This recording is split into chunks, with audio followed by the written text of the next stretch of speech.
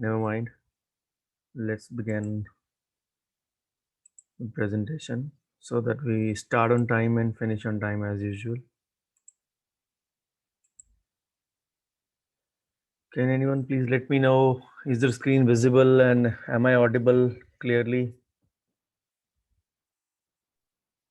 Yes, sir. Great, Visible and audible. great, great. Just a minute.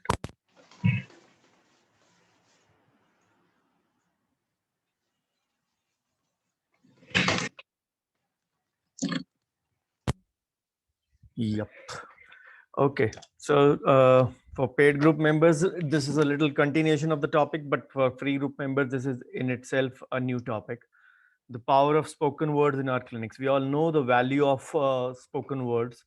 There is a lot of literature on internet about it. But what exactly it does, I'll give you a very different insight on these aspects today. So let's hope that at the end of my presentation, I'm able to impart something new to all of you today. So along with that, I'll be giving you 7 wonders of communication. There are so many wonders. There is a list of around, say, uh, 20, 25 wonders of communication, but I have just shortlisted 7 of them, which might be handy in our clinical practice for all of us. So, as usual, all my presentations will always begin with thanking the Lord Almighty who's given me much more than what I deserve. So, this is my brief biodata. Most of you are aware of it. So, this is the free group webinar number 1 after 21 webinars in December till December 2020. Uh, Lack of participation actually led me to postpone them for a later period to have another trial at it. So I'm making one trial in this week for practice management, maybe another trial for finance in the next week, and then I'll take a call.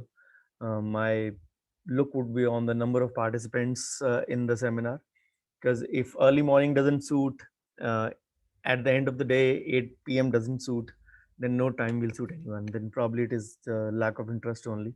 So never mind. Let's say focus on today's topic, the power of spoken words. So you can keep noting down your questions. We'll take up queries separately in the end, and I hope my presentation would be lasting about 60-65 minutes from now, about an hour. So you can grab your cup of tea and hop on to the process. So we all know that the words are one of the most powerful force, and they always say think before you speak, look before you leave. They always say words can be very dangerous. They can be actually more dangerous than the sword itself, and they can literally cut you into multiple pieces without actually hurting you physically. They can actually mentally disintegrate you as well. So whatever we choose, encouragement or destruction, it is all actually say part of life. And words have energy and power, with the ability ability to help, heal, hinder, hurt, harm, humiliate, and to humble. A proverb by Yehuda Berg. So words do matter, and we ought to look at those aspects in this presentation. And it is all about the diction, or the words we or vocabulary we use in our clinical practice. We actually say encounter predominantly two people in our work sphere, and two people, or I mean to say two sets of people broadly. One of them is our patients, and one of them is our staff. And staff encompasses everything: our consultants, our visiting, our assistant staff, our helper staff, or our say tertiary staff, whatever it is. So it just encompasses everything.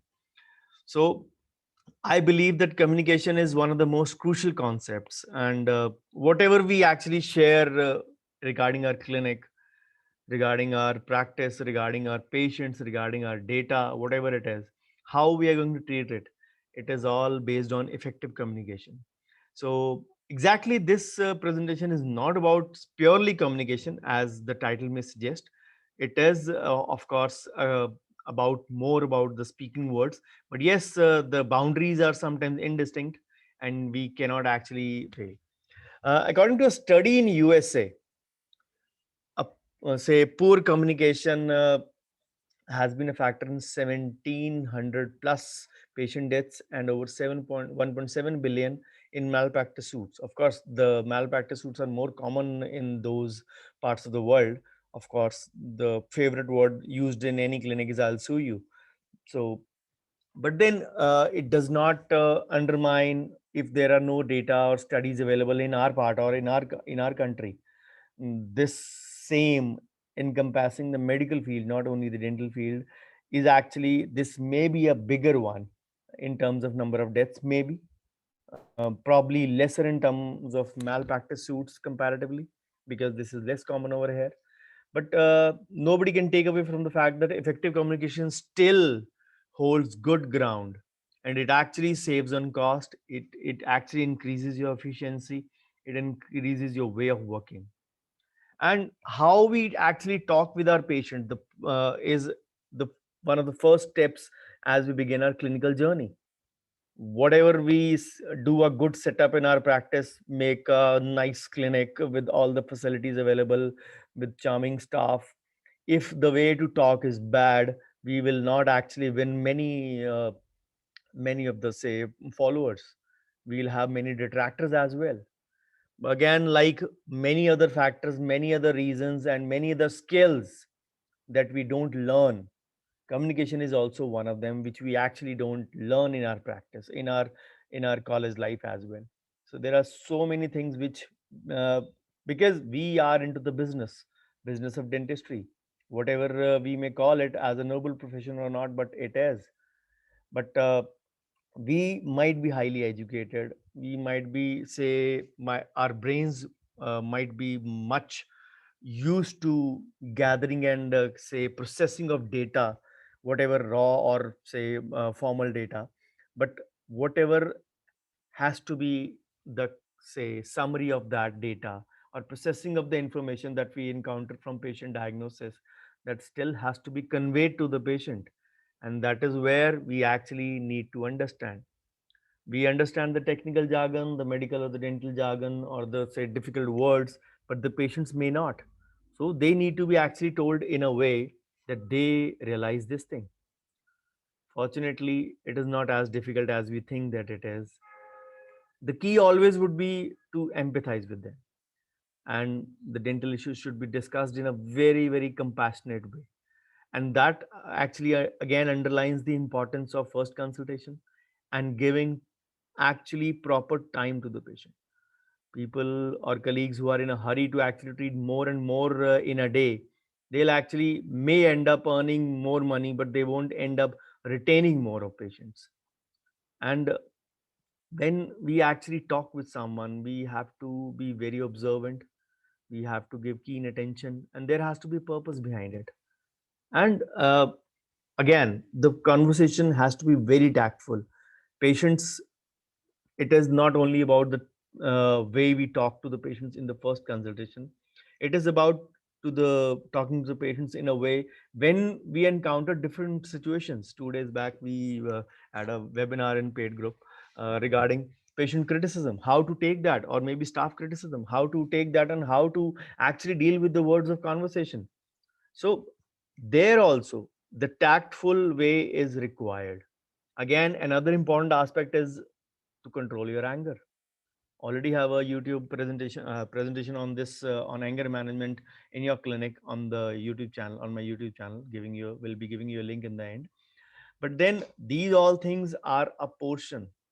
These again, how you talk, how you convey, and trust me, everybody is not working in a way that while you talk to the patient, if the patient is criticizing you, there might be a few more sitting in your waiting area, in your reception area. And what impression does it make? How you talk. Ultimately, it boils down to patient conversion. Again, a topic I took up last week as well with the paid group. But then this is all a combination: the patient first consultation, the anger management in your practice, the patient conversion, the, say, patient criticism, how you take it, and how you actually understand these things. That is what is important. And then you need to understand that your words don't only matter, the tone also does. And believe me, many a times the tone makes a lot of difference. uh, I belong to Punjab, the northern part of India, And trust me, as they say, Urdu is a very delicate language, very pleasing language. Punjabi is a very rude and a crude language. Even if we ask someone, I've given example this many a times. We call someone, "Oi, idra," means please come here. If I translate it loosely, of course, there is no reference of please in that Punjabi word. "Oi, idhar aa." That means the initial response in Punjab usually is, "Oi, kenu kya tu?" Oi means whom did you call Oi? You can address me by my name, by my whatever, say, surname or synonym, or sorry, the prelude you want to attach to that. But you don't call me by a stranger or by that bio. And the next response usually is, "Bolda kidda tu?" Bolda kidda tu. That means, how do you talk to me? How are you talking to me? Better you mend your way to talk to me. Trust me, this is just a mutual exchange of calling someone. Come here. Whom did you address that way? Or whom, how did you call me that way? Just an exchange of 2 lines or 3 lines, and the relationship goes sour. And the same, of course, I'm not saying that we don't talk in Punjabi. Punjabi can be used in a finer way also, but this aspect holds good for English and Hindi as well, or any regional language, whatever you are using in your practice, Gujarati, Marathi, or whatever. Predominantly, my group members are from Gujarat and Maharashtra. So whatever language you are talking, the tone does matter. Again, if we talk in the same tone in Punjabi, the same conversation, "Oh, idhar aaja yaar," O was slightly less pronounced, and idhar aaja was slightly less, means come here. Attaching a say suffix at the end in the form of a yaar. So, "Oh, aa na yaar, koi gal nahi, fir ki ho gaya, 2 minute ruk ja. I'll come, please wait for 2 minutes." The conversation is same. Just trying to give you an example how the tone and the selection of words and a prefix and a suffix can actually make a difference sometimes. And this exactly happens in your communication with your patients, with your staffs. But then there are a few rules when you talk. You have to speak the truth. Avoid over exaggerations. Sometimes I'm using both the words together. Over and exaggeration. Over and exaggeration, both are actually hypertrophied version of a, say, situation or a condition. But I always use them together most of the time when I have to explain this thing. Then be consistent in what you're saying.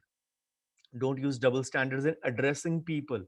I just gave you an example of addressing people in Punjabi. Then don't use your words to manipulate others. And most importantly, do not use your words to insult or belittle anyone. I just gave an example of that only. How dare you say me call, or how dare you call me Oe? So this is the way actually it all starts. And it does not mean how well behaved or how nice you are in your personal life, but what actually is your way of talking in your professional space. It actually decides decides your way of working.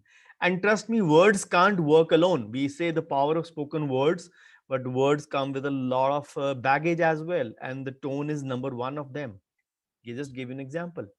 So if you use your words as bullets with the feeling of superiority and condemnation, we are not going to say restore it to love. Just go back to the Punjabi example I just gave you. But then similarly, if you use it with a goodwill, supportive behavior, obviously everything would be positive. Nobody wants to listen to a negative thing. Nobody wants to be addressed in a negative way. Nobody wants to be listened or to be addressed in a rude way, or in a rude manner. So your words, your voice inflection, your tone, your eye expression, your body language, your nostrils, your flaring of an ella, and all these things will actually determine your honest exchange with the patient. And trust me, I'm not talking about the personal life here, I'm talking about the professional life here. And that is what is always important. And The words are actually our habits, how we talk in our say clinical life. Most of us spend close to 8 to 9 hours in our practice. Most of us 8 hours go in sleep. So whatever is remaining is our informal conversation in our say family or in our other personal life. But then what we regularly see is actually what we are exposed to most of the time. So majority of time apart from sleeping is in your professional space. So some people carry their personal life or personal speech into professional life, and some carry from professional to personal. Again, some people have a habit of using negative words and phrases over and again. ये तो हो ही नहीं सकता, आप जो मर्जी कर लो ये होगा ही नहीं. They're born with a negative mindset. And actually, the more you listen, as I said, people are known by their company that they keep. If you have a negative set of friends, trust me, this is going to become your behavior over the period of time. You are going to look at this scenario of your clinical life with a lot of negativity, and that actually will become your behavior in your say exchange with the patient, not exactly in talking but in your treatment rendering part as well. So I always say stay away from negativity. I try my best always. I usually even try to say stay away from any kind of say fight that goes on in my home, as an example for it. So if two people are fighting, I will not even listen to both of them negative. I said again, I have to find a common ground. So I feel actually more demotivated by that. And we all know many a times these interactions of negative behavior will actually drain you out, because words have power over your body as well. And the commonest mistakes that we do in our practice, we actually try to cut off the patient when he is speaking. And then we sometimes try to assume ये आपके sister हैं या आपके wife हैं. We try to assume those things. Then we try to cross our arms while talking to the patients. So along with the words and the tone, the body language, the second most important part. So what are the commonest flaws, what I told here, the patient might notice about us in our first or usually the second interaction? Probably we might not be professionally dressed in our space. Again, a personal thing. But then some patients do expect a degree of professionalism in your practice. Then probably you didn't start off without addressing the patient properly. Then we assumed the relationship of the accomplice wrongly. Then we try to interrupt while he or she was speaking. Then we actually ignored the fact that the patient might have had to wait long, and we didn't actually acknowledge or even apologize for that. Then we cross our arms. That actually means we have closed all the space for all the arguments, and we don't want to hear any such complaint.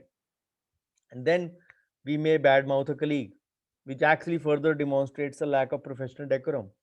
And this last thing, bad mouthing a colleague, this actually happens in most or say many of the clinics, and you can't actually deny that part, which is a very grave reality. But then we have to understand that this does not. So this is about the patient interaction. But when it comes to staff, how do we behave? We all need to understand that we call them a part of our family, but when it comes to say treat them for their mistakes, we choose wrong words, we choose wrong situations, we choose wrong environment. Sometimes that is done in front of our spouse if the same is a dentist. Sometimes that is done in front of the patients. Sometimes that is done in the front of other staff members. The golden rule that I have been explaining since many years now, staff के साथ हमेशा one to one interaction when it comes to their mistakes. When you have to praise them, do it openly. But when you have to reprimand them, when you have to technically, if I call a wrong word, insult them, do that in a very and of course you shouldn't do that, but if you are going to reprimand them strongly, which I loosely translate as insult, do that in the four walls of your chamber, where even your spouse might not be present. If it is a female staff member and your wife is a dentist, I'll let your wife better handle that. But then that should be there. That because otherwise it affects the morale of the team very, very strongly.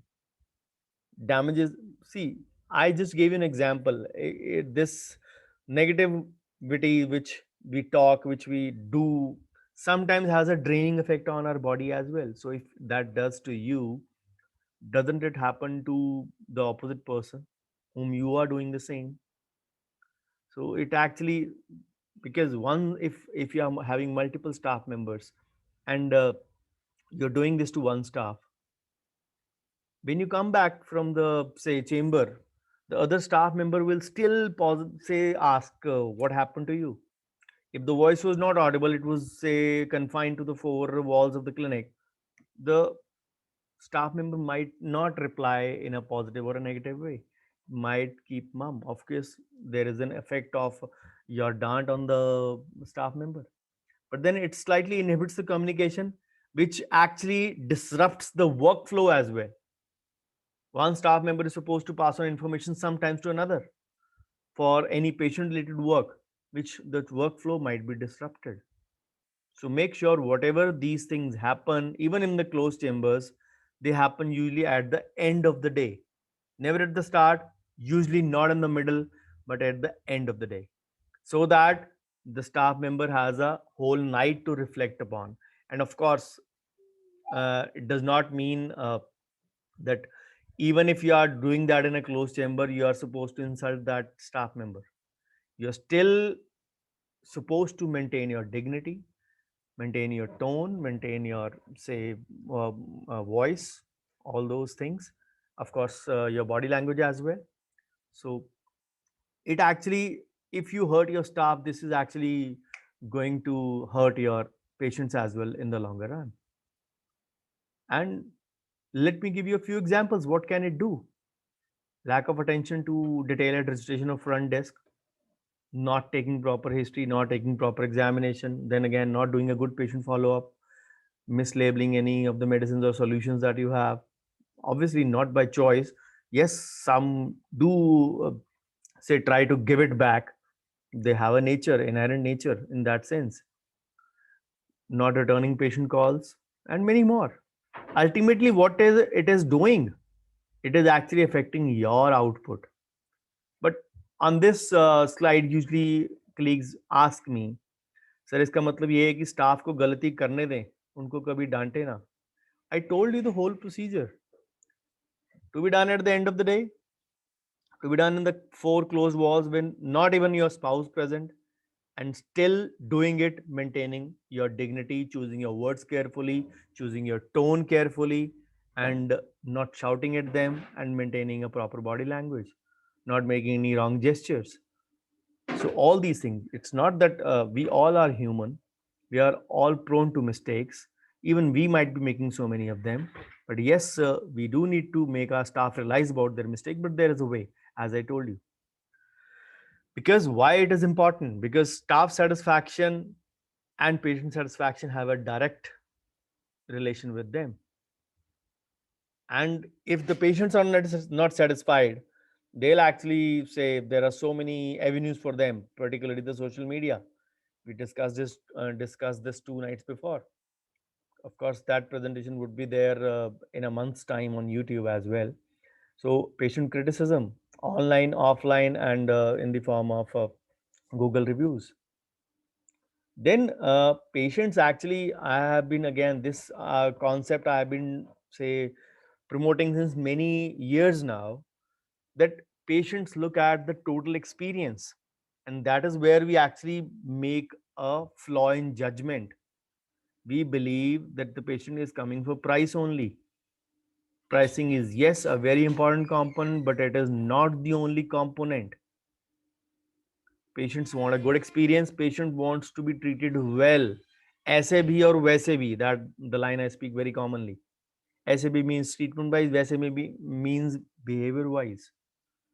So what is the total experience? How smooth was appointment making? How was the mood of the office? How was the decorum? How would say the upkeep of the clinic? How was the staff behavior? How was the waiting time? How say quickly they were acknowledged upon their arrival and informed about any delay if possible? Or how did the treatment go? How good were the staff or the doctor about the homework, about the case, and about the history part? All those things, these all create a total, in one word if I have to summarize, that create a total experience or a positive experience, if that all is goes in good vein. And similarly, if the employees, if they are unhappy and unmotivated or demotivated, they can actually make or break that experience, because you are not going to be the patient for the whole time. They're going to spend some time in the waiting area at the reception, probably post op as well, as you finish your case and move on to another patient in another chamber. So they are going to be with the staff for those period of time. So they can be actually the difference makers in such a regard. So why does communication, yes, coming to the words as well, why does communication uh, has has so much of importance? Because we communicate to the living ones. You can't communicate to the non-living. You can't communicate to a chair or a table or a sofa. So you, but on the contrary, you don't have a choice. You can't actually, cannot not communicate, which actually makes a lot of difference. So communication is a process, a social process, and a reciprocal process. It is always two-way. Anybody else having an audio problem? So we got a chat message from Dr. Natali. Anybody having a problem with audio? No, sir. Okay. So why communication? It is fundamental.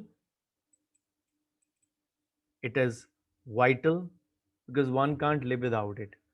You might be an introvert. You might be less talkative person, but you still need to communicate. So what are the common ways to communicate? Spoken words. They're the first way. Visual images, written words, and body language. Those who underestimate the say importance of body language, you can actually be in for a shock if I tell you that way. Of course, you might be knowing it. So, if I say words are the most powerful drug used by the mankind, and communication is a problem for us. The problem is that we are the most over communicated society. We send more and receive less. Two way. And electronic communication is not a substitute for face to face. An average person is was exposed to, this is a 2015 data, was exposed to 10,000 messages a day, all combined. And we are talking about 6 years ahead of that, when the social media is at its peak, if I may say so. WhatsApp, Facebook, LinkedIn, Instagram, name the social media, and we all are there. And just take the example of WhatsApp only. We receive so many messages in a day. How many of us read all of them? Not. Not all of us, and not all of them. But then this is the overwhelming amount of information that we all are exposed to in the written format usually. So, who speaks sows, who listens reaps. And William Shakespeare said very rightly, give every man thy hair, but few thy voice. And this line I repeated a day before back as well. If you have nothing to say nothing. So, what are the commonest communication skills? Listening, speaking. These will always be two ways, and listening requires more of importance than speaking sometimes, because unless you listen, process that information, comprehend that, then only you will be able to say draw an inference out of it, and then speak properly or give back. The yellow scratches are a part of the presentation. These are part of the slide design, not exactly scratches. So reading and writing, observing and understanding. So if I were to ask you a percentage, how much percentage of our spoken words are misunderstood, misinterpreted, rejected, disliked, or not heard? You'll be shocked to see the number, 70%. So that is the reason spoken words acquire a lot of importance. So as they say, if you have nothing to say nothing. Just an example of how to deal with the angry patient. I've done this in a separate presentation as well, but then don't delegate the angry patient to someone else. First, let the angry patient vent out his feelings properly. Do not lead or second guess. Actively listen and pay full attention. Again, body language requires a lot of importance. Try to actually firstly allow them, or say even guide them to sit down and then say. Some people won't agree to it. They'll actually want to blurt out everything when they are there. But if you behave in a decent manner, say take charge of the situation politely, they might speak in a calm voice, because if you are getting agitated yourself, this will actually enhance your breathing also. Avoid the urge to argue as well. Then there are different words when we talk to the patient, different words that can be used to basically say choose your communication effectively. For pain, you can use the word discomfort. For short, anesthetic. Pull, remove, drill, prepare tooth, filling, restoration, and so on. So in communication, we always say build bridges, not walls, because bridges can be crossed, walls cannot be crossed always.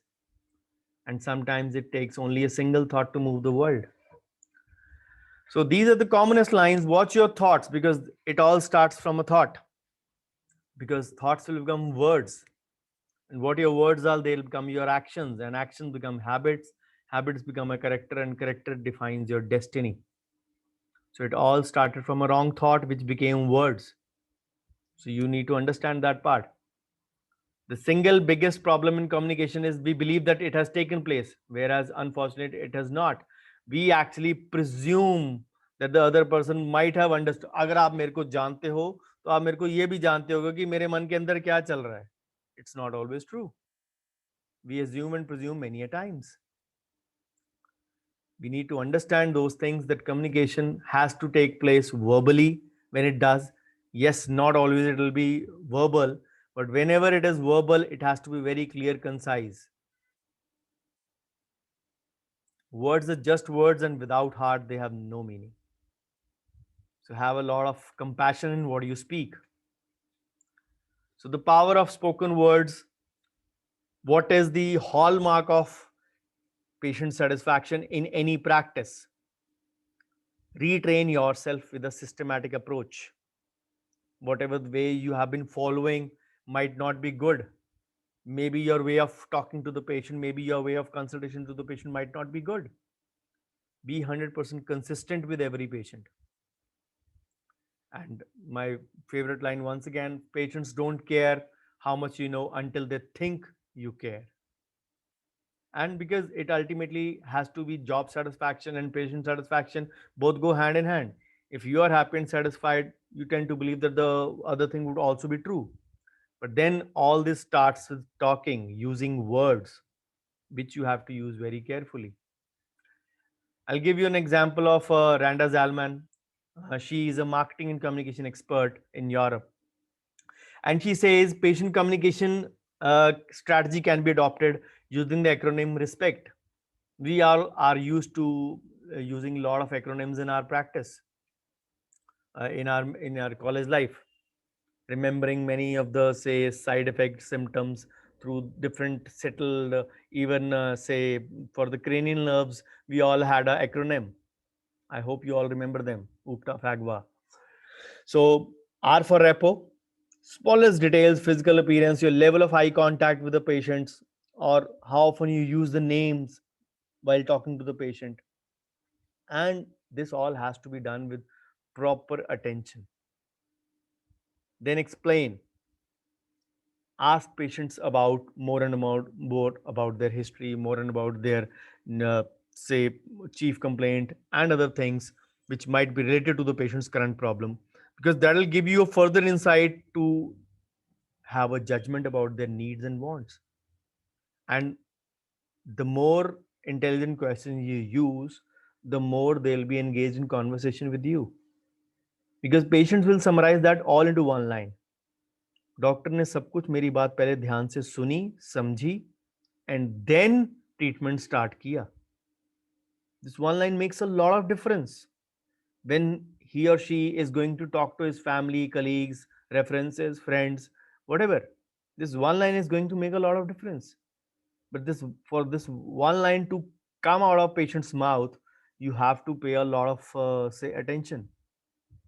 Then show, even if you have to deliver a constructive criticism, either to a patient, either to a staff, you have to be very, very selective. The ratio Zalman recommends is 7:1. 7 compliments for every 1 statement of criticism. Just like a sandwich feedback. As I gave you an example, again, the sandwich feedback presentation is also on YouTube.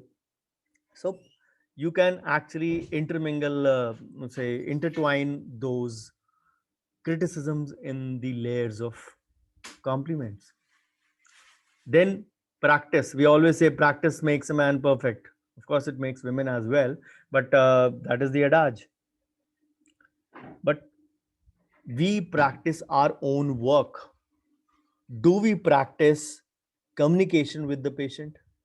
How many of us actually practice ourselves before a long consultation next day, which is for a case planning?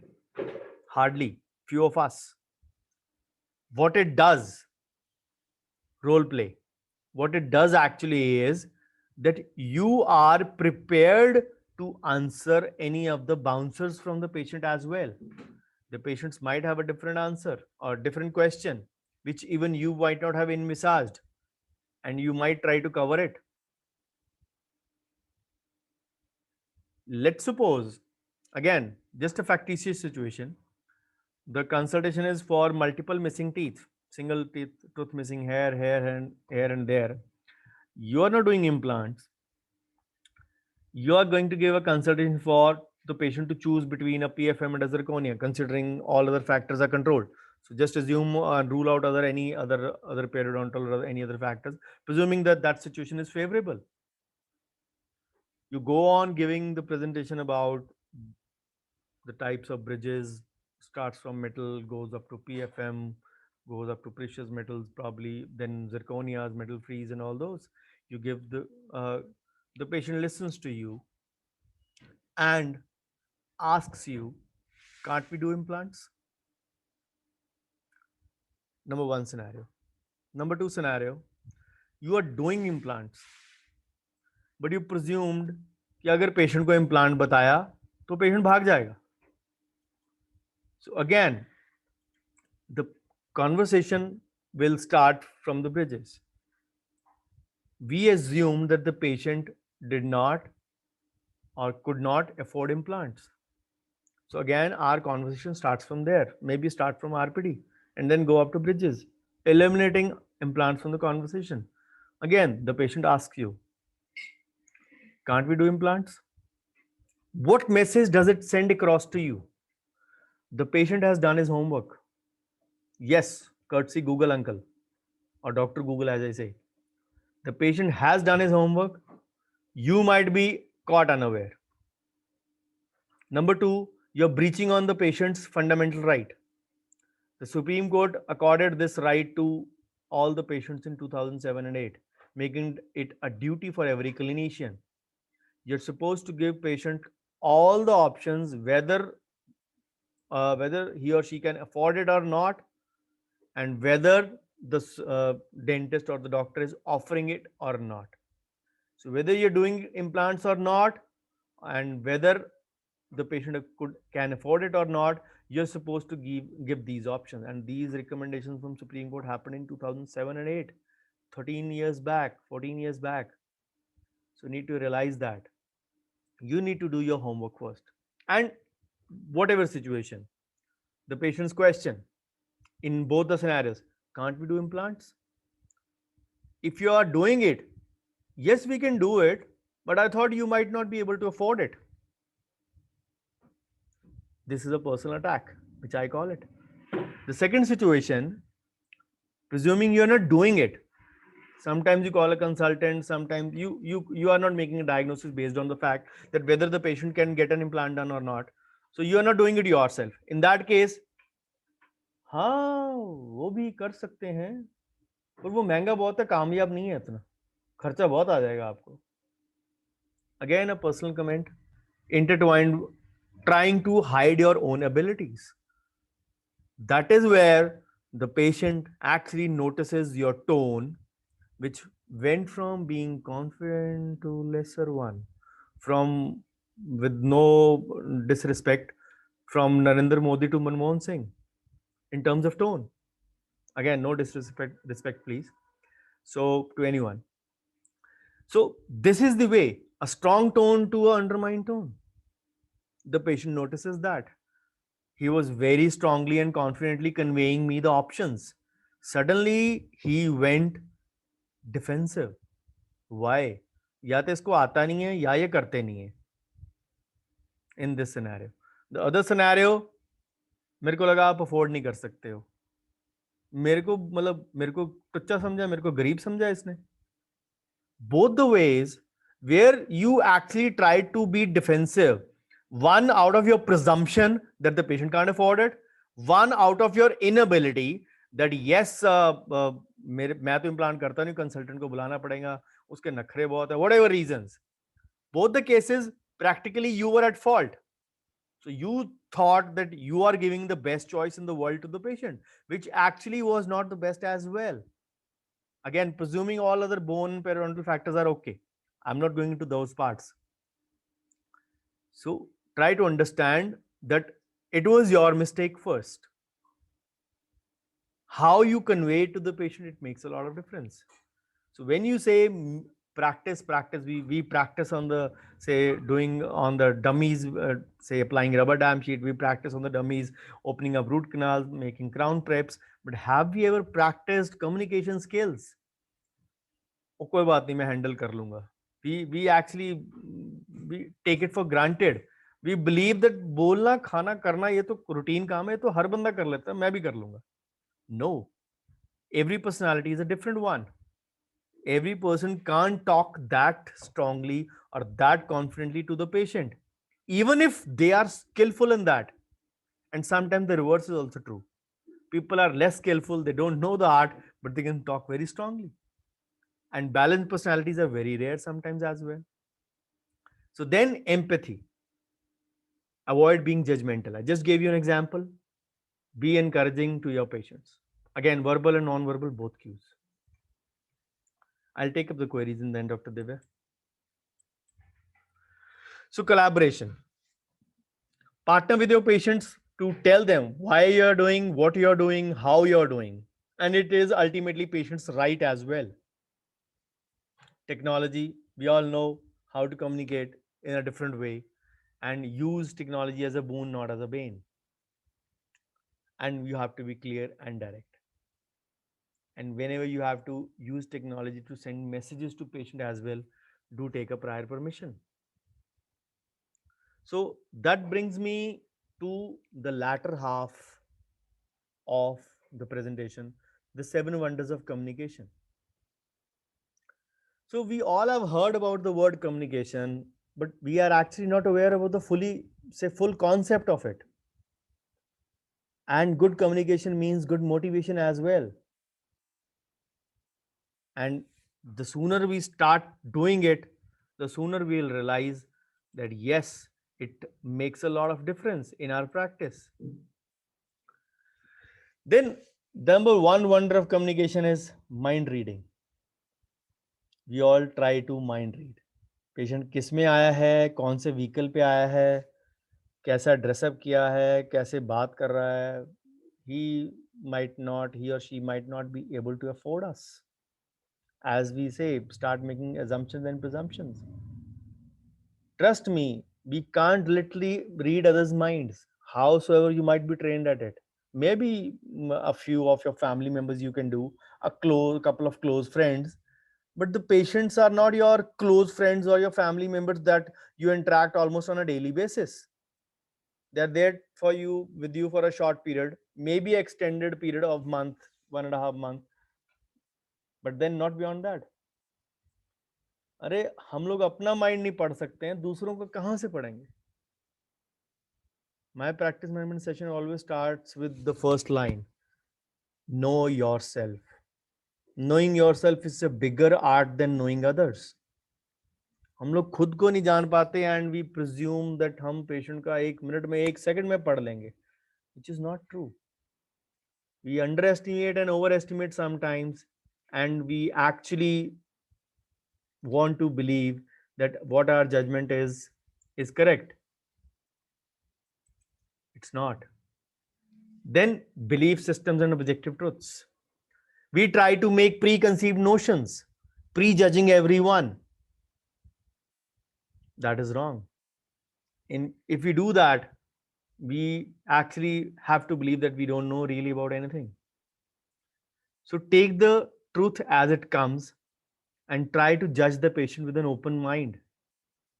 Do not believe in having a preconceived notion. पहले ही opinion बना के बैठेंगे, it will be very difficult for you to change. Then the GPS of your soul, motivation. Trust me, if I have to say what drives any human being for any, say, having a purpose in life, it is one word for me: motivation. Without motivation, everybody or most of us are nothing. Most of the times I'm self-motivated, most of the times I'm motivated by anyone, but I do get demotivated as well. And trust me, this is one of the worst phases of anyone's life. Without motivation, it is the fuel of our vehicle and we don't know how much fuel there is, and when it runs out, we are left stranded in the middle of sometimes a desert or a glacier or an ocean, the kind of vehicle we drive, depending on our thoughts. So again, I believe that motivation is a very important life skill, because that is the one which actually helps us work towards our goals. What motivates me to take a session for a free group where only 22 people are present out of 1300 plus at 7 a.m. in the morning, when I had a game a day before and I have a game tomorrow as well, and I needed to rest? What gives me motivation? Then many things are self-driven. You need to understand that there has to be a purpose in someone's life, and without a purpose you can't have goal, and goals are the stepping stones, and motivation actually helps those like an engine to chug towards them, your dreams. Then सबसे मुश्किल काम किसी को ना कहना, the art of saying no creatively. If you are able to do that creatively without hurting anyone, you will be saved from so many rifts and conflicts in communication, especially. Some people have a habit of being used. They actually can't say a no. And trust me, it is for your own good only. Because सबको हाँ कहने का मतलब है you want to be goody in everyone's eyes. And this holds true for your staff also, for your patients also. If you say yes, कोई बात नहीं, दांत आपके हिल रहे हैं, अबटमेंट्स दोनों हिल रही हैं, मैं फिर भी आपको 3 यूनिट ब्रिज दे दूंगा, कोई बात नहीं. You are actually damaging yourself, your reputation as well. When you say yes to everything, you actually are making your own resources thin. Ultimately, you will be overworked. You can't be over efficient every time. You'll have a below efficient work or a subpar work, as we say. And then when you take on too much, you deliver less, which is ultimately going to give you lesser respect or lesser work as well. हम लोग इसी चाह में काम करते हैं. Yes, we actually can say or get more business, more work, be in the good book of friends, family, patients by saying a yes to everyone's work. A yes man is not always a happy man, and a yes man is not always a successful man. Again, ignore the man word, it can be women also. And a yes man cannot be always delivering an efficient work as well. Then verbal aikido. This is one of my favorites for peaceful conflict management. Verbal aikido we always also call as verbal self-defense. It is the way to actually de-escalate. Some people have a, say, conflict arising nature, or maybe it can be in a way where you have to actually, as they say in Punjab, the two people I gave an example, they both are attackers only. In verbal aikido, one of the people or one of the one who is actually escalating the one is known as the attacker, and the other one is attacked or being attacked. So if somebody says, again you are late for work today, again attacker saying something, attacked replies, the one being attacked replies, yes, I am late and I'm sorry for it. This has become a habit with you. You do it daily. Again, a further mode to escalate tension. How to apply it in clinic, I'll let you know. The bus was wrong. Sorry, my car got a flat tire. It was punctured. I didn't know, so I got late. How many times will you make the same excuse? I make sure I will not make the same excuse and I will not repeat it in future. Let's get on to the work. What actually the being attacked has done is he's prevented the escalation of the conflict. He's tried to inflict it or deflect it. He's tried to divert the attention from there. Similarly, apply this in your clinic. आज फिर late हो गए आप. Yes, our tone might be better to the patient than the one I just told you in the example. Doctor साहब मेरी घड़ी बंद पड़ गई थी. We might not say it. अगला सेंटेंस होगा, हर बारी का आपका यही बहाना है. मैम आप ऐसे लेट आओगे तो फिर मैं आपका ट्रीटमेंट कैसे करूंगा? If the patient is a she, if the patient is a he, sorry sir, मैं आपका ट्रीटमेंट नहीं कर सकता, मेरा अगला पेशेंट आने वाला है. If the patient says, if the patient is again gets into the attacker mode, he same will reply, 15 minute late होने से कोई जान तो नहीं निकल गई, क्या हो गया, बंदे को कोई मजबूरी भी हो सकती है. But if the patient is on the attacked side, he will say, I'm sorry, I will not repeat it. Now imagine a reverse situation. Doctor मेरे को आधा घंटा हो गया वेट करते. आपको इतनी तो कर्टसी होनी चाहिए, आप मेरे को बता दो. I've told the phenomenon of ASAP by Margaret Sumption of US many times. There is a video on this also on YouTube. So, sorry sir, there was an emergency going on and there was a lot of bleeding. We actually couldn't inform you. आपका staff तो आके बता सकता था अगर आपने नहीं बताया. Now imagine if you turn from defensive to offensive mode, what will you do? मेरे लिए जो अंदर बैठा ना जिसकी ब्लीडिंग हो रही है वो ज्यादा इंपॉर्टेंट है. आप इतने इंपॉर्टेंट नहीं हो मेरे लिए. Imagine we might be showing the care to the inside patient, but we are actually changing the tone and showing rude behavior. We are trying to do a favor to the inside patient, but the tone is sending a wrong message to that patient as well, for whom we have delivered. And he might be in a different mode of conversation. It was supposed to be a normal procedure. उन्होंने तो बोला था bleeding नहीं होनी है. अब ये bleeding हो गई है, ऊपर से मेरा नाम लेके दूसरे patient को बोल रहे हैं. उसकी कन्वर्सेशन, उसकी गंगा अलग से बह रही है, उसको छोड़ो, let's presume forget that for a moment. Then when we said कि मेरे लिए वो ज्यादा जरूरी है, द पेशेंट सेज ठीक है फिर, okay. Sometimes the patient will blurt out okay and barge out of the clinic. They'll rarely go out in the defensive mode. इतना तो आप मेरे को बता देते, rarely it will happen because anger agitates everyone. But the same, if the patient, when he said आपका staff तो बता सकता था, then if you are being attacked and you apply a de-escalation strategy, really sorry sir, once again one staff member is absent today, the other one was assisting me, it was a 400 procedure, we could not actually say afford to do that, I'm really sorry about it, this won't be repeated in future. And this is again a way of de-escalating tension. The words and the tone and of course a little bit of body language actually play a role in this, and the mental and the emotional safety is acquired. And conflict management में body language का बहुत बड़ा role है, followed by the tone and followed by the choice of words in reverse order, as I said. And a potentially volatile situation can actually say sometimes can be physically violent also many a times. It always happens in Punjab, at least not in with the patients usually, but at least in the friends.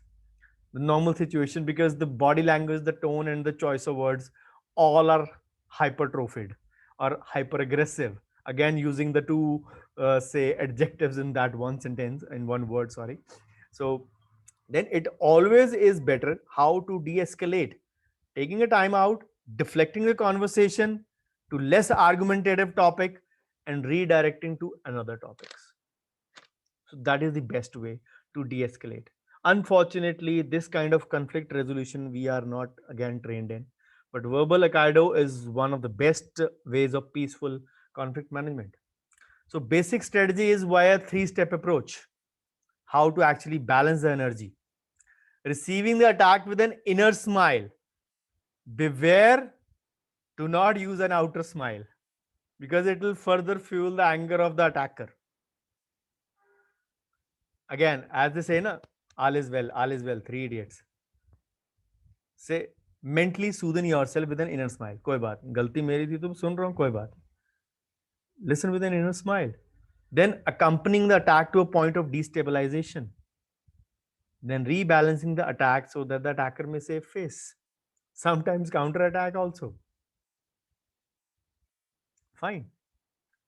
If the same is there. Now, going back to that patient and where the doctor was or the dentist was controlling the bleeding.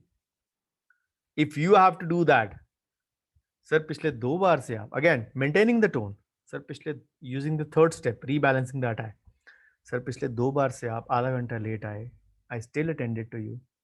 आज आपको wait करना पड़ा तो आप mind करिए, please don't do that. It can happen with anyone. It happened with me twice when you were late. I made you wait. I had a reason and a situation. You might be having a situation. Again, the patient might not react to that if you talk in a soft manner, but he'll have a situation where he'll have to save face and he won't go away. He'll sit down meekly in your reception room or maybe ask you, okay, I understand. How much time will it further take? Sir, we'll be free in 10 minutes. That's okay. So that is the way. Again, the importance of your SWOT analysis. Same presentation is on YouTube as well. All these are interconnected. All these presentations, I make it as a chain process and then I deliver. So of course, the continuity is not for the free group members. It is there for the paid group members, of course, many times in many situations. But then use your strengths and weaknesses to counter over it. You can use your strengths and weaknesses only if you know yourself. That is the first step in practice management as well. First step, know yourself. Second step, know your patient. The rest other follow later. So inflection, intonation, pitch, and emphasis. These are actually very important in understanding and mastering any conversation or any communication exchange. Then metaphors, a simple way to common ground. Metaphors are usually comparisons. When we say her eyes are like diamonds. Your heart is like heart is like gold, as we say, a heart of gold. So this is the way actually we can sometimes de-escalate tensions as well. A similar situation, sir, आप तो बड़े हो, आप तो understand कर सकते हो. Emergency can happen to anyone. We actually compared maybe whatever age the person was to a person full of wisdom, a feeling of self-adulation in that patient, which actually say makes the self-esteem go up. And when the self-esteem goes up, the tension is automatically de-escalated. I talked about 2 days back. Praise and criticism both should not be say taken too much into, because both are eventually forms of communication. But yes, we are hurt more by the criticism and happy less by the say praise. Then learning strategies and exceptions. This is the seventh wonder of communication. Reinforce active listening. Listening is an art. You need to have a space between your ears. You need to be patient while talking to the patient. The one is the patient with the patience, and the other one is the patient literally. Ask open ended questions which will help you arrive at the basic problem. Then use tasks and activities that will actually enhance your critical thinking. What actually? We are so bogged down in our clinical world and lot of load over it that we hardly raise our hood like a snake or like anyone to look at the ongoings. As I say, look beyond the four walls of the clinic, look at the forest and the trees, learn reflective learning opportunities. सारा दिन बहुत सारे patient करके आप बहुत कुछ नहीं सीखोगे. कई बार कुछ दिनों में कुछ पेशेंट्स करके आप बहुत कुछ सीखोगे. It is how you actually manage your exchange, your communication ways, your skills with the patient that is going to make a lot of difference in your clinical life. You need to understand that. And trust me, this is going to play a good role in that. So, looking at these seven wonders, I feel you might be a little bit confused. But then let me give you 10 basic summary points for today. So, never ignore the basic pleasantries in your clinic as a basic 10 rules of communication. Greet your patients with smile, and obviously when you spread positive energy, it says sets the tone for your basic conversation.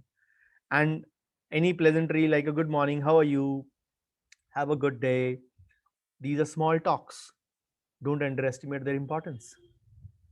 Then take your time even if you are in a rush. You need to give the patient the time and respect they deserve. You might be super busy, but you need to give your full attention when you're listening to the patient. Do not keep on checking your watch, fiddling with your mobile, say looking at your staff, making your attention of your eyes go haywire. It could actually irritate or upset your patient as well. Then explain simply as you can. I believe that we have a lot of technical jargon in our say in our field, but we need to explain many things like a school student to or a middle class student to our patients. Yes, Google has made a lot of things easier for us. Many of the patients have their homework already done, but then use plain simple language. Ask your patients if they understood everything. Some patients might be nodding, but then ask them if they actually understood what you have told.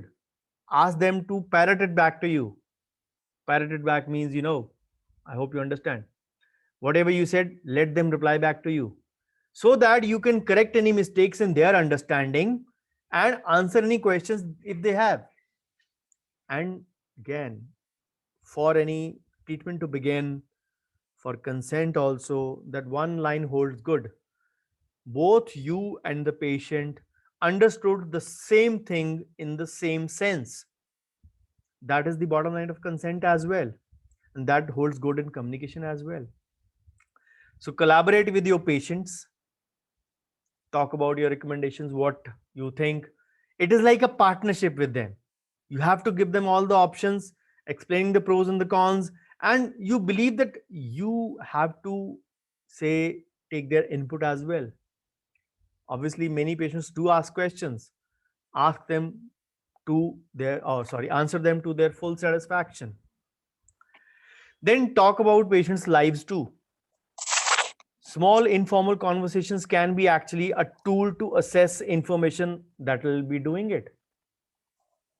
Sometimes patients might ignore certain kind of basic information.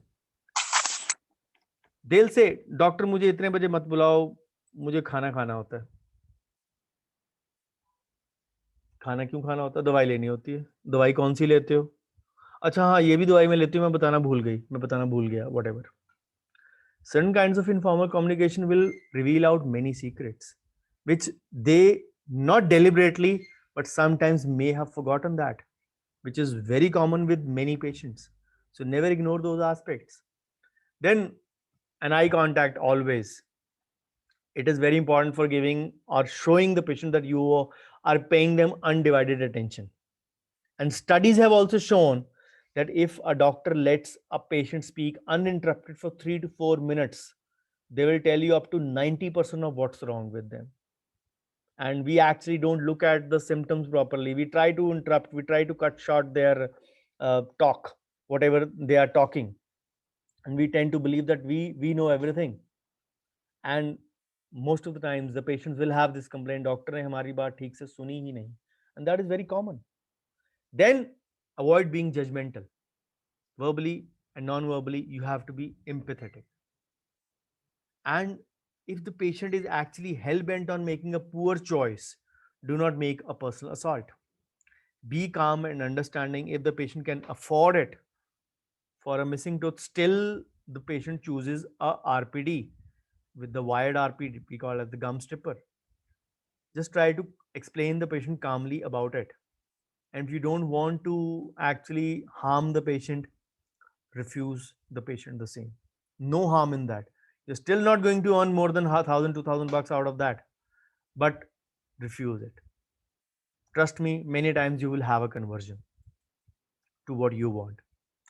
Then another acronym for really sick patients or really troubled patients, as we say, AMEN.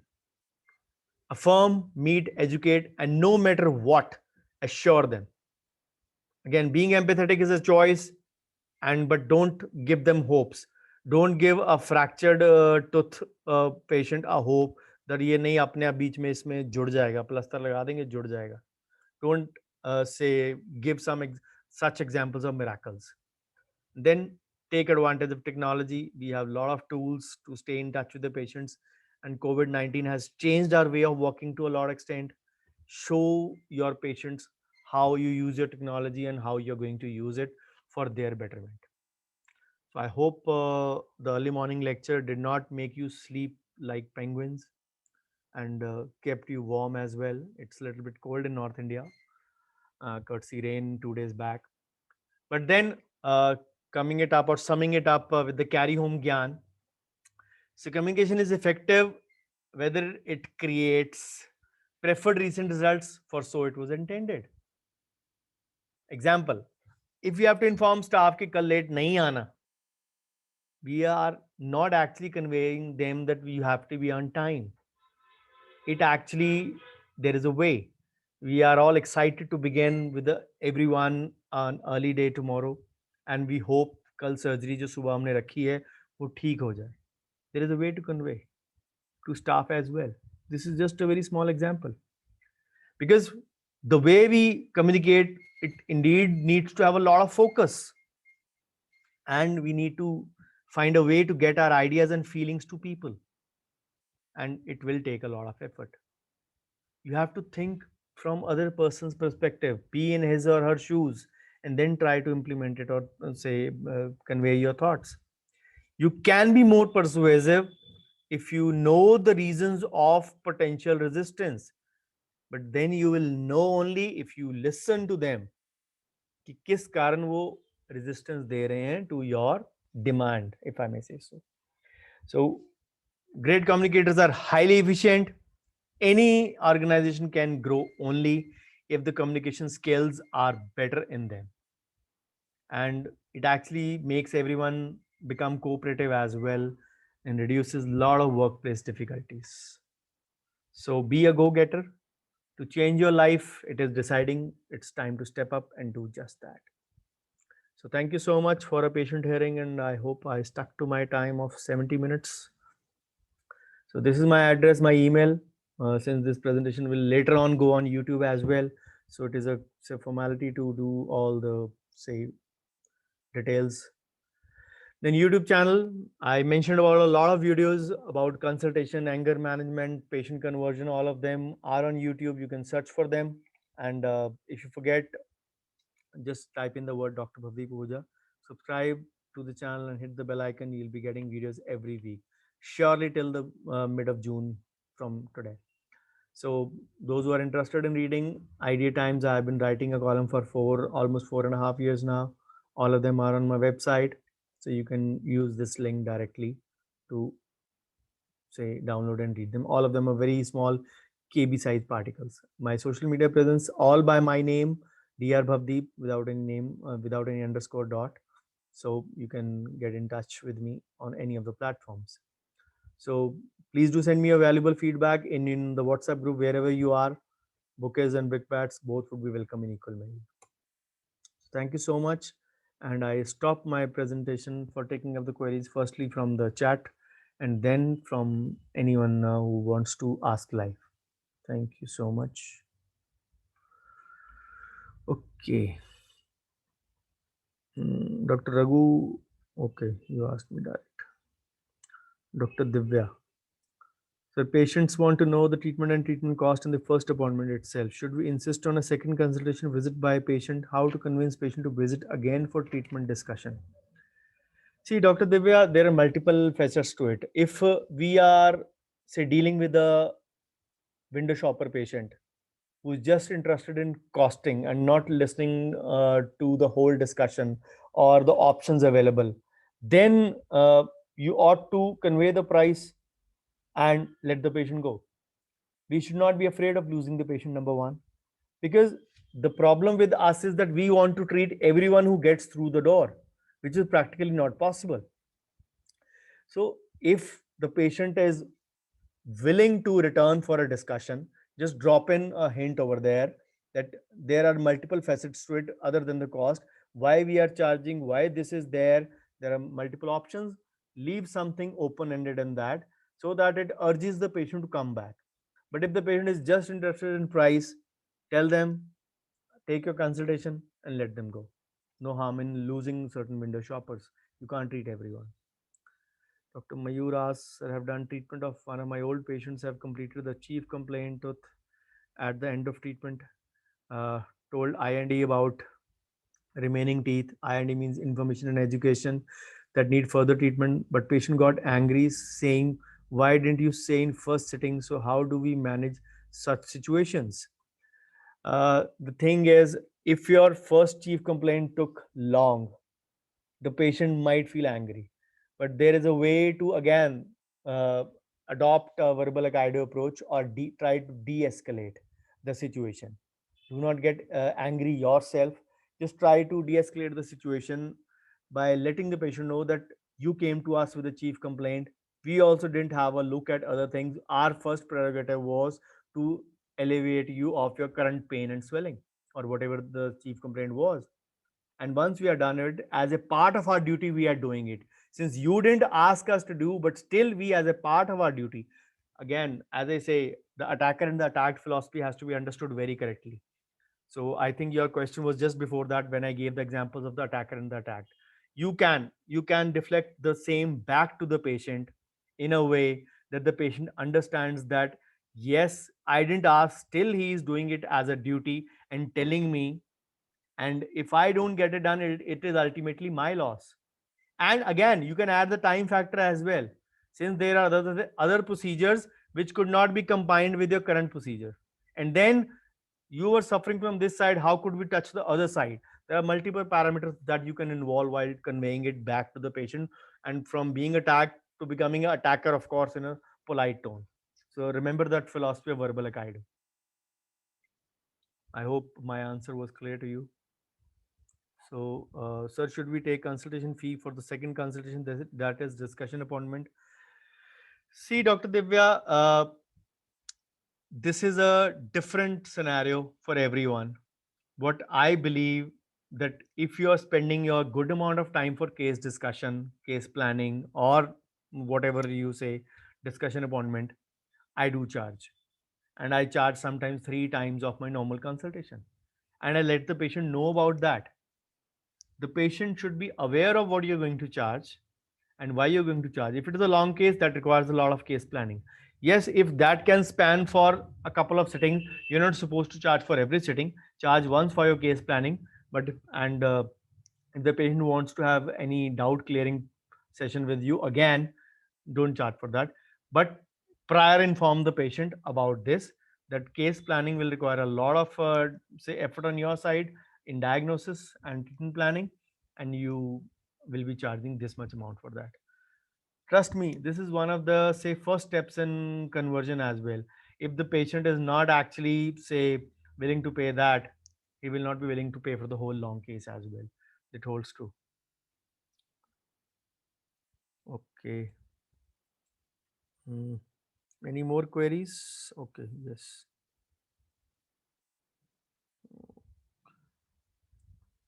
When we give patient fees bill or consent form, should we use technical words like zirconia crown? Zirconia can be substituted by metal free. Composite can be by resin filling, or a light care composite, or a light care resin. And a class 2 filling, the chewing surface along with the proximal wall or the side wall. You can write in bracket with that. Just write dental filling, white caps. I just gave you an example of these things. The top filling, the surface filling along with the side wall is a class 2 filling. So you can use the patient language as well in the bracket if you're going to give it in written. So there is no harm in doing that. So the patients will understand, because ultimately, even in consent, it has to be in patient language only, the language patient understands. And try to avoid as much as technical jargon you can, but wherever it is unavoidable, write the translation in the bracket, just as I gave you an example. The metal free cap is a better word rather than a white cap, because white cap can be acrylic cap also, can be a PFM cap also, that can be slightly misleading. So better to deal in a correct language, whatever you can. Okay.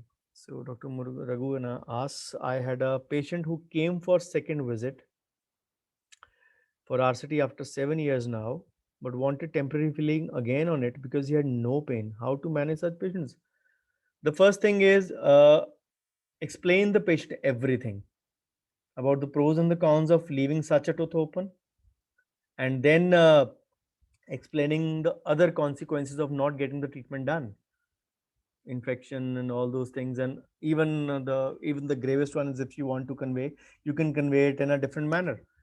But even then, if the patient is hell bent upon doing it, take a written consent once again from the patient, that everything was explained to the patient, but the patient is not willing to complete the treatment and wants to say get a temporary measure for that. Get the consent form signed from the patient and do the temporary filling and send the patient away. Or the second way can be refuse to do the temporary filling. Again, if the patient is not willing to get the treatment done, how much will you earn from a temporary filling? Maybe a few hundreds. So it is better to refuse the patient and mention the same in your record, that the patient reported after 7 years, and in spite of explaining everything, he was not still willing to continue with the treatment. So ultimately, we refuse the patient. So both the ways, either of the way, you can adopt, whatever you feel comfortable. So I'm done with the questions in the chat. So any more questions you want to ask live, you can.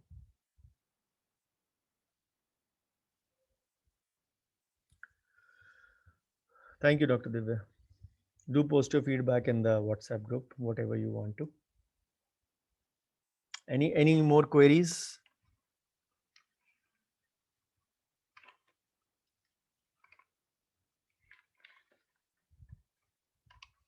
Please feel free to ask.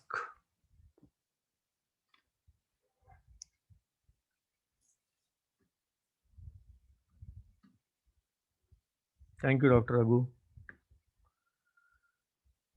Okay then. For the paid group members, we have our the weekly Friday chai pe charcha at 8 p.m. And today's topic would be on insurance only. I'll be putting the link in the paid group. So thank you so much. I'll be taking a finance group session for the free group members. The attendance has not been very encouraging, probably the morning, but I'll try in the evening for the finance part also. Next week, probably around 8. I'll notify the day a day before. So probably Wednesday only at 8 p.m. And then I'll take up something interesting on finance for the free group members as well. So thank you so much. And please do post your feedback in the WhatsApp groups wherever you are, whatever you say derived from this presentation. Okay. Take care, guys. Thank you. Have a great day. Thank you, sir. Thank you, Dr.